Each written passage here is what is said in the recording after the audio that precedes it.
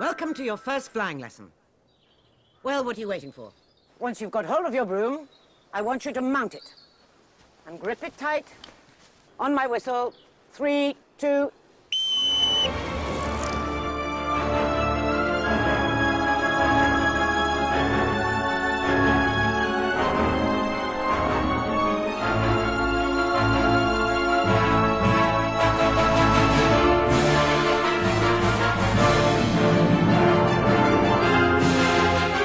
A lot of the flying sequences and dynamic movement sequences are shot using green screen and rig work. If we're working a flying sequence, we'll have the actors on a practical broom rig, and that will allow us to do a certain amount of movement, and we'll program the rig with our animation data so it looks like the actor's steering the broom and he's riding around. There's some pretty big rigs where these actors had to clamber up and get onto these brooms and fly around. And then we would later add atmosphere and environment behind them.